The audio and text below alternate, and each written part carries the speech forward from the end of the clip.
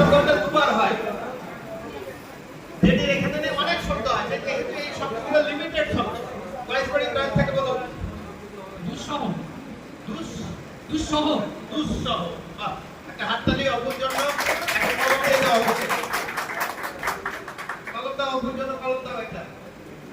যাই হোক, এরপরে 3 নম্বর হচ্ছে শব্দের শেষে থাকলে পূর্বের বর্ণটি ওকার যোগে পড়তে হয়। 3 নম্বর নিয়ম, যদি কোনো শব্দের সঙ্গে থাকে, শব্দের সঙ্গে যদি থাকে, তাহলে শব্দের শেষে যেটা থাকবে ওই শব্দটাকে দুবার ওকার যোগে পড়বে। যেমন পড়ি প্রথমত, প্রথমত পড়বো না, ওকার আনবো এখানে। প্রথমত, দ্বিতীয়ত, বশত, ভুলবশত, ওকার যোগে পড়বো। বিসর্গর এই 3টা চিহ্ন আমরা জানবো, হয়তো পড়তে জানতাম না। এখন প্রথমটা হচ্ছে হ যোগে অব্যয়ের সাথে যোগ হবে, দ্বিতীয়টা যদি মাঝখানের পরেরটা দুবার হবে বা দ্বিত্ব হবে। 3 নম্বর হচ্ছে যদি শেষে থাকে তাহলে সেটা হবে ওকার যোগে পড়তে হবে। বিসর্গের এই শিখলাম আমরা, বাচ্চাদের আশা করবে এই জিনিসগুলো বাচ্চাদের সামনে তুলে ধরবো। কারণ হচ্ছে যে অনেক সময় ওই নার্সারি কেজির বাচ্চা হলো বা বড়দের ক্ষেত্রে হলো, কিন্তু এটা আমাদের কাছে ক্লিয়ার ছিল না। তার মধ্যে টিচারের একটা বড় বৈশিষ্ট্য, যে যা পড়াবে অন্তত ওই কন্টেন্ট সম্বন্ধে ভালো জ্ঞান রাখতে হবে। অথচ আমরা নার্সারি কেজি ক্লাসে ঢুকি, বিসর্গ পড়াই, বিসর্গ সম্বন্ধে আমাদের জ্ঞান নেই।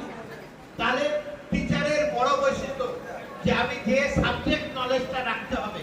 এবার আমরা মুখে হাত দিয়ে বলবো যে নার্সারি বা কেজির ক্লাসে যাচ্ছি, আমরা কি ঠিক জানি?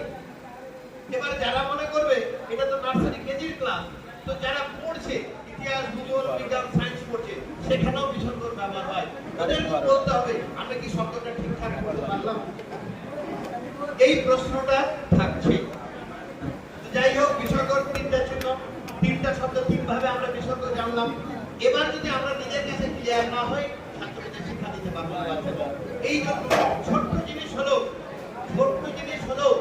এটা একটা কিন্তু খুবই মারাত্মক জিনিস। কারণ এগুলো যদি আমাদের কাছে ক্লিয়ার না হয় তাহলে বাচ্চাদের শিক্ষা দিতে পারবো। পরে আসি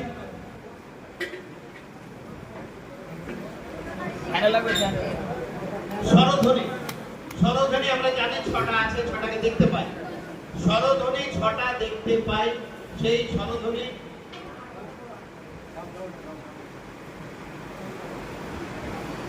তার সাথে একটা যোগ আছে। স্বরধ্বনি 6টা আগে আমি দেখিয়েছি, পা, আ, হসই, হসউ, এ, ও।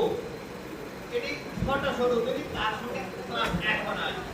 আর একটা স্বরধ্বনি আছে, সেটা হচ্ছে চিহ্ন নেই, ধ্বনি চিহ্ন নেই, সেটা হচ্ছে অ্যা। চিহ্ন নেই এখানে। এবার এর ব্যবহারে আসবো।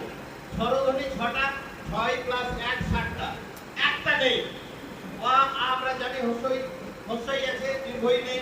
আ আছে, হসই আছে, দীর্ঘই নেই। কারণ হচ্ছে দুটো দীর্ঘই মিলে একটা স্বরধ্বনি দীর্ঘই। দীর্ঘই মানে দুটো দীর্ঘই। হরস্ব দুটো হরস্ব মানে দীর্ঘ হলো। এ হলো, এর সঙ্গে যোগ করলে ওই হয়, ওই এর সঙ্গে ও যোগ করলে ও হয়। এই জন্য এখানে 6টা। আর একটা বললাম যেটা চিহ্ন নেই, সেটা হচ্ছে অ্যা। 7টা স্বরধ্বনি, ওই জন্য 6 + 1 লেখা আছে। এই 6টা আমরা জানি। আচ্ছা, তারপরে এবার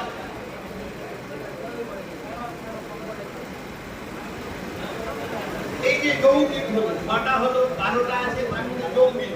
এই যে দুটো দীর্ঘই মিলে দীর্ঘই, দীর্ঘ মিলে দীর্ঘ।